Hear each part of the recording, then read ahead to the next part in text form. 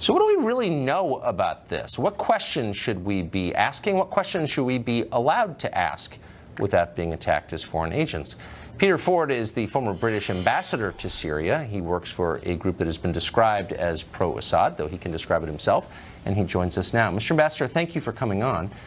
So tell us... Thanks for having me. Since you do know a lot about Syria, and you're a fluent Arabic speaker, and you follow this carefully, what do we know? What does your government know? What does our government know about the genesis of this chemical attack? It's not certain by any means that it was a chemical attack. There are reports from Western journalists who were in Duma yesterday, reports that they could find no folks who would confirm that there'd been a chemical attack. They went actually to the hospital where those videos were filmed. They spoke to doctors, named doctors, so this can be checked, who said that there was no chemical attack. What there was an ordinary bomb attack that had people streaming into the hospital with smoke inhalation problems. And what happened then was that the white helmets, that's the jihadi medical auxiliaries, started shouting gas, caused panic. Then everybody went into gas mode. They started with the hoses and the inhalers. Meanwhile, it was all being carefully videoed and put out by rich Arab country propagandists. And there's a distinct possibility that we have been deluded, that we've been suckered.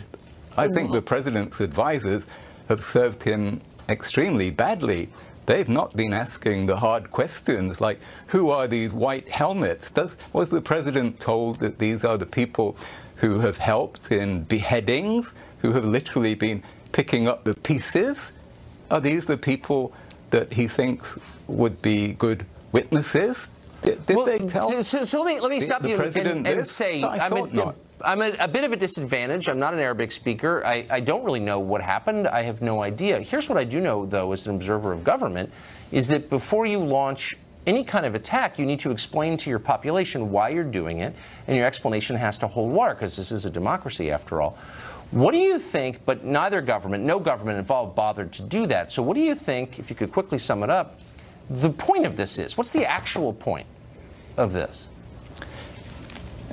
I don't think it has any real point. The action was futile. Even those sites that were bombed had been inspected as recently as last November by these international inspectors who are there now.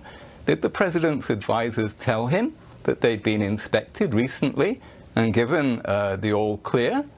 I suspect the president has not been given the facts and that he's been led into error by advisors who've been extremely gullible and haven't carried out their intelligence work properly.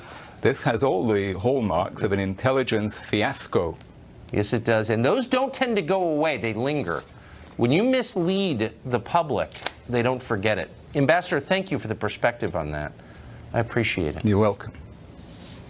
Well, the media went completely bonkers over the Stormy Daniel appearance on The View. We watched carefully. Just kidding, we didn't watch. But we do have some tape from it, and we'll sum it up for you when we come back.